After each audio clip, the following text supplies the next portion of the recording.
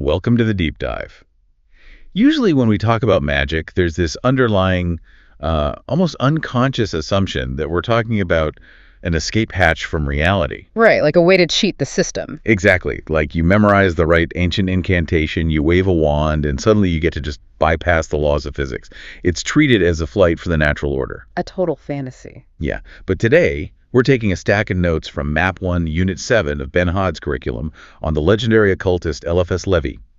And our mission today is to show you how high magic is actually a gritty, mathematically precise science. It really is. Right out of the gate, Levy just shatters the fantasy of breaking the rules. He argues that magic is actually the absolute, rigorous refinement of them. It's the definition of a brutal intellectual reality check. And, to understand why Levy takes such a hardline structural approach, you have to place him in his proper context. Which is mid-19th century France, right? Yeah. Exactly. He is writing in mid-19th century France. This is an era where scientific rationalism is just absolutely booming. A philosophy called positivism is taking over. And positivism is essentially the belief that only observable facts are real. Yeah, that only scientifically verified facts are valid. Yeah. Anything you can't weigh in a laboratory or prove with an equation is just immediately dismissed as superstition. So the old romantic, mystical traditions are being aggressively pushed to the fringes of society. Right. And Levy is standing right in the middle of this collision. He's looking at the booming industrial age, and he's desperately trying to reconcile the cold, hard logic of the emerging sciences with ancient Hermetic traditions. He doesn't want to just retreat into fairy tales. No, not at all. He wants to prove that the soul operates on a physics that's just as reliable as gravity. And because he's trying to build a science of the soul, he doesn't ease you into the text. I mean, he demands a massive cognitive shift from the reader right on page 1. The source material highlights this incredibly intense opening where Levy says, let us now start the series of initiations. Yeah, he refuses to treat you as a passive consumer holding a book on a Sunday afternoon. Right, he treats you as an initiate standing at the threshold of the Temple of Solomon. And that word, initiation, it carries massive metaphysical weight for Levy. He is invoking the Latin root, initium. That word implies the beginning, yes, but specifically a beginning that requires the death of the former self. So it's not a casual hobby. Far from it. He is establishing a ladder of ascent. He's warning you that understanding the mechanics of the universe isn't going to happen in one sudden, comfortable flash of insight. It's a sequential unfolding. Like peeling back the layers of an onion. Exactly. You aren't just opening a door and walking into a new room. You are slowly adapting your eyes to an increasingly blinding light. Each step up that ladder requires a new alignment of your will and, well, a fundamental breaking down of your previous assumptions. Which means if you're looking for spooky parlor tricks or a quick spell to get a promotion at work, you're in the wrong place. Very much the wrong place. Because to even step through that door, to survive this initiation process, Levy forces us to redefine what existence actually is. And this brings up a massive fundamental rule of his universe. He makes this bold claim, revelation is the verb. Such a crucial point. I want to pause here because that sounds like a piece of abstract poetry, but the curriculum treats it as the cornerstone of everything else. It is a staggering sentence, but it is deeply mechanical, not poetic. To understand revelation is the verb. We have to strip away our modern colloquial understanding of the word revelation. Like the Sunday school definition. Right. We usually think of a revelation as learning a secret. Like a veil drops and there's the hidden object sitting there waiting for you to look at it. But Levy is reaching back to the original Greek term apocalypsis. Which doesn't mean the end of the world, right? No, it means the pulling back of the veil in a way that actually constitutes the reality of the thing itself. He is asserting that existence is not a collection of static nouns. The universe is not a museum of objects that God built and walked away from. It's an active process. Yes. It is what theologians call the Johannine Logos. Okay, let's break down Johannine Logos, because we promised to demystify this stuff for you. That refers to the Gospel of John, right? In the beginning was the Word. Exactly. But it's crucial to understand that the word isn't a printed noun on a page. The Greek logos and the Latin verbum denote an active, continuous pulse of speech. It is an action. So Levy is saying the universe is essentially being spoken into existence second by second. Yes, existence is entirely kinetic. Without that continuous vibrating action of the verb, existence would instantly collapse into a naked, formless void. So the verb is the energy, the action. But obviously, I look around my room right now and I see a desk, a microphone, a coffee cup. I see physical things. Which Levy calls the cloak. Right. The physical world is the cloak that this verb wears. He uses the term chlamys. So, wait, you're saying the physical object I'm holding isn't actually the thing itself? It's just the costume the action wears so that a human being can perceive it without going blind. That is the precise distinction. The underlying spiritual force, the verb, is too intensely kinetic to witness directly in our current state. It would overwhelm our faculties. It's too much energy. Yeah, so where's the physical world like a heavy garment to slow down its own vibration, making it visible to us? I want to make sure I'm not oversimplifying this, but let's look at the sword analogy the source mentions. If I'm holding a sword, my instinct is to say the physical steel, the sharp edge, the leather handle, that is the reality of the sword.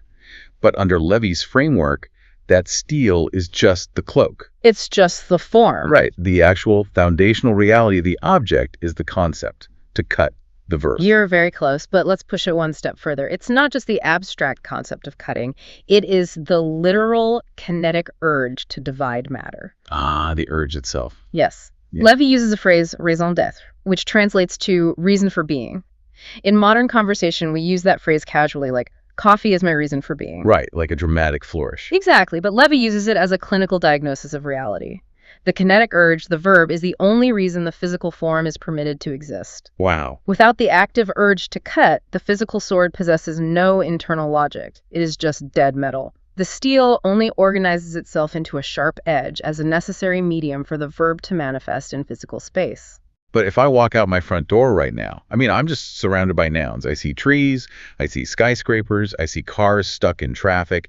It feels almost impossible to navigate the world if you're constantly trying to ignore the physical objects and look for invisible verbs. It is incredibly difficult. How does the initiate actually read this environment? This is where Levy introduces a brilliant semiotic tool. He states that every figure is a character. And again, we have to look at the etymology to unlock what he means. Right, getting back to the Latin roots. Always. A character in the ancient Latin sense is not a person in a play or a novel. A character is a distinctive mark. It is the literal burned stamp left behind by a branding iron. Oh, wow, that changes the imagery completely. So a physical object is the scar of an action. It is semiotic residue. The twisting branches of an oak tree, the brutalist architecture of a city skyline, the intersecting lines on the palm of your hand, they are a coded alphabet. You're reading a language. Exactly.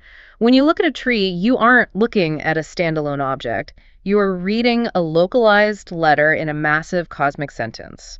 The tree is the static, frozen frame of an underlying divine intent. Which brings up what the curriculum calls the tragedy of the uninitiated mind. Yes, a profound tragedy. If you don't know how to read the alphabet, you fall in love with the ink instead of the story.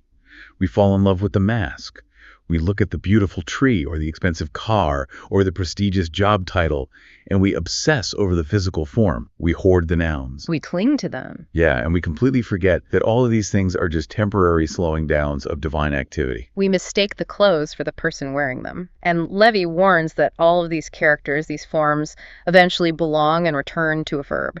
It is a closed metaphysical circuit. Like the Tzimtzum, which the source material nods to. Yes, the Kabbalistic concept of the Tzimtzum. Let's define Tzimtzum for anyone unfamiliar with Kabbalah, because it's a really profound mechanical concept. It is the idea that an infinite, all-encompassing creator had to physically contract, to pull back, in order to create a void, an empty space where a finite universe could exist. A space for us. Right. The kinetic energy of that creator is then stepped down, like electricity moving through a transformer, into these physical vessels or cloaks. But eventually, the physical vessel completes its cycle. It breaks down, it rots, it rusts, and that trapped energy dissolves back into the source. So if you're listening to this and wondering how to actually use this perspective in your daily life, like how to gain agency over your circumstances, the gritty takeaway is that you have to stop looking at the mask. Stop obsessing over the noun. Exactly. You have to calculate the velocity of the face behind it. If a situation in your life is breaking down, don't try to frantically repair the broken noun. Find the verb that's animating it. And to calculate that velocity, to find that verb, Levy provides a mathematical formula. Yeah. He inherits this from Hermes Trismegistus, the legendary figure of alchemy. The law of analogy. Yes. It is the famous law of analogy crystallized in the Emerald Tablet maxim, what is above is like what is below, and what is below is like what is above. As above, so below. Hmm. You see that plastered on everything from occult book covers to pop culture. But Ben Hod's notes make a really crucial distinction here that usually gets lost. A very subtle but important distinction. Right. The maxim says it is proportional, not identical. It says like what is below, not exactly the same as. The above is the archetypal realm, the verb, the kinetic energy, and the below is the physical form, the cloak. That proportionality is the secret engine of his entire philosophy. Levy views the physical universe as a complex system of shadows cast by what he calls luminous rays. It's a theory of emanation. Let's build a mental model for this, like a kind of spiritual trigonometry. Levy says the shadow is the measure of the body calculated by luminous rays. Yes. So imagine I'm standing in a barren field. I can't see the object casting a shadow, but I know the exact angle of the sunlight hitting the earth, and I can measure the exact shape, the length, and the distortion of the shadow on the ground. The measurable physical reality. Right. Through sheer mathematics, I can reverse engineer the exact three-dimensional dimensions of the hidden object without ever laying eyes on it. You can reconstruct it with absolute undeniable fidelity. And that is the exact mechanism of what Levy calls his moral physics. Moral physics. He is suggesting that the material world, your physical body, your social environment, with all its limitations and failures, that is the shadow. If you rigorously observe the shadow of your own life, you can work backward to find the exact dimensions of the luminous truths or the spiritual causes that created it. Because they are mathematically bound. Exactly. If the soul shifts its position, the material life is forced by the laws of spiritual physics to shift the shape of its shadow in tandem. That is terrifyingly precise. It strips away all the vague, feel-good, just manifested spirituality we see today. Yeah. If your life is a mess, the shadow is telling you exactly what shape your soul is currently taking. It treats the universe like a grand clockwork cathedral. Every gear is interlocked. Levy gives another powerful analogy to drive the physics of this home. He says the scabbard is as deep as the sword is long. The law of equilibrium. Yes. You cannot have an action without a void prepared to contain it. The denial of something is mathematically proportional to the contrary affirmation. I want to dig into that because the psychology of that is fascinating. The denial is proportional to the affirmation. How does that actually play out in human behavior? Well, Levy was fascinated by the friction of opposites. To him, denial is not just an empty space, it is an active force of resistance. If you affirm a truth with massive, blinding intensity, you automatically create a shadow of doubt that is exactly as long as your certainty. They are a matched pair. Always. If you want to know the scale of a person's faith, you simply measure the ferocity of their most private nihilism. You look at someone who is aggressively, loudly cynical about the world, and moral physics dictates that their cynicism is exactly as deep as their repressed capacity for belief. You can't have a massive scabbard without a massive sword. Tech completely reorients how you view conflict. And the curriculum notes that Levy applies this friction to ecology, too. He states that production equals destruction. Yes, the ecological exchange. This is not a peaceful, harmonious universe where everything just incrementally improves toward utopia. It is a violent ecological exchange. For a new form to emerge, the old cloak has to be violently shredded. He is deliberately pushing back against the naive optimism of the 19th century, which believed technology and science would just smoothly erase all human suffering.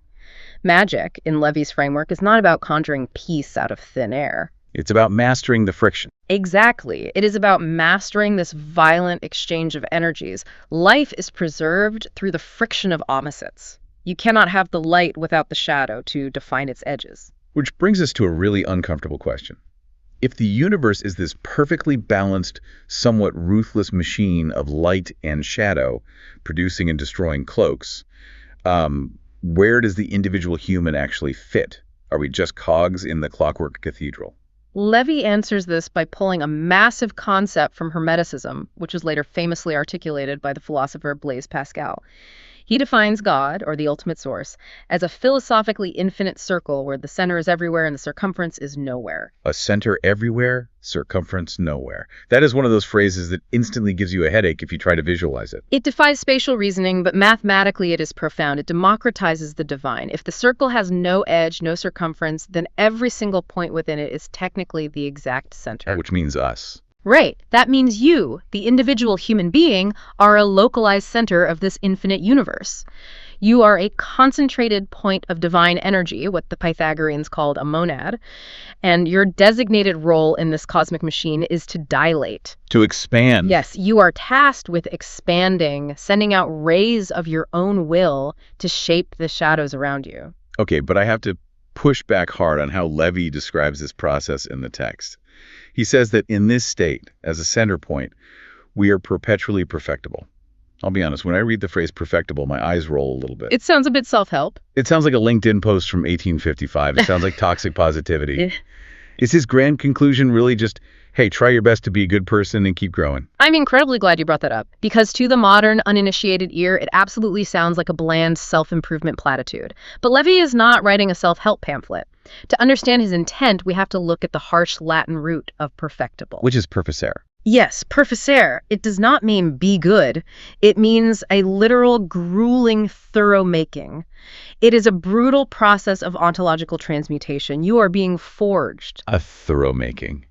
That sounds much more exhausting than just thinking positive thoughts.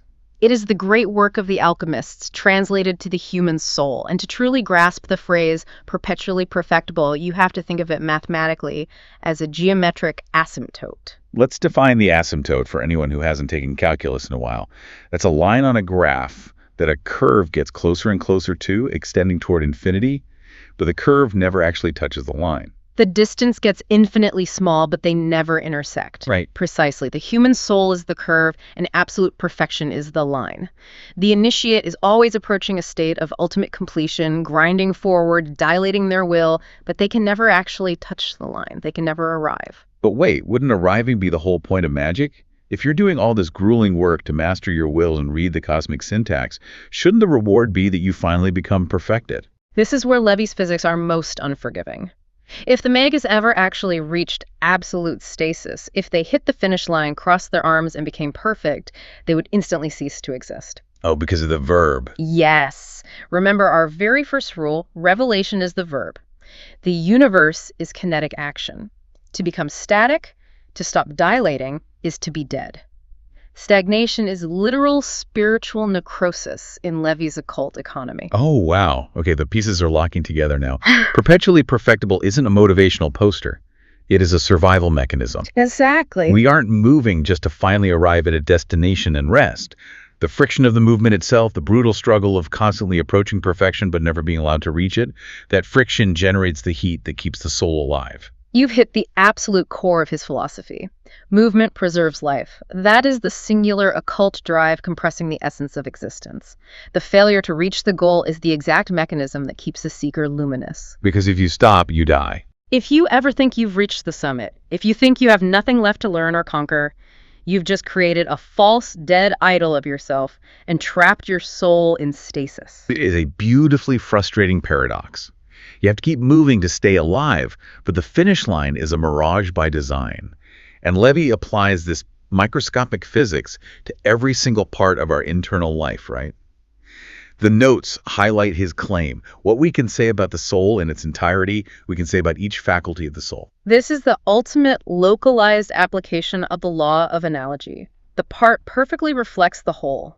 The human soul is a singular spark, which means its distinct faculties, your memory, your willpower, your imagination, they aren't just random psychological quirks firing off in your brain. They are part of the soul. They share the exact same metaphysical fabric as your immortal soul. Meaning you can't possess a deeply corrupt imagination and maintain a pure soul.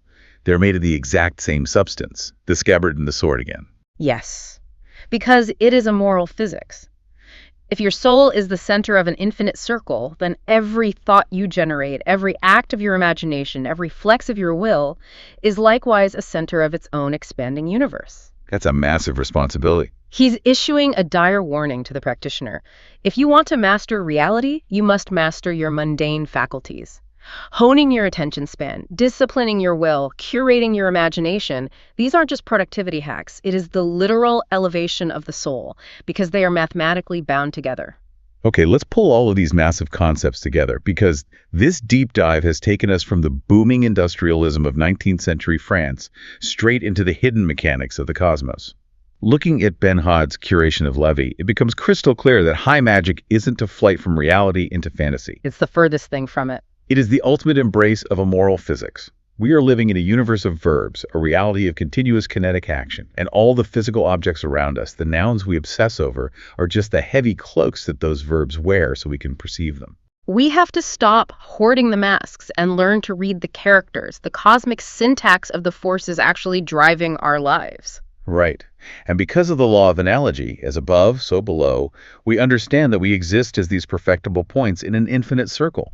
We are tasked with perpetual, grueling dilation, pushing our will outward, not so we can finally cross a finish line and take a nap, but because the friction of that constant, impossible movement is the only heat source preserving our spiritual life. Stasis is death. Movement is life. And if we take all of this, the light, the shadow, the moral trigonometry we've explored today, I want to leave you listening to this right now with one final thread to pull on as you look at your own reality. A little homework for the listener. Exactly. Levi tells us that the physical world is fundamentally a proportional shadow cast by spiritual light. And he tells us that your soul is an ever-dilating center in an infinite circle. So examine your own life. What specific, stubborn, limiting shadow in your daily routine, a recurring failure, a deep frustration, a wall you keep hitting at work or in a relationship, is actually just a mathematical clue? A clue pointing backward. Yes. A perfectly proportional shadow pointing directly backward to an unrecognized luminous power you already possess, but have simply forgotten how to wield. Street light cuts a figure on the wall tonight. Long shadow stretching as I shift my weight. Cold air on my skin, I feel the angle change.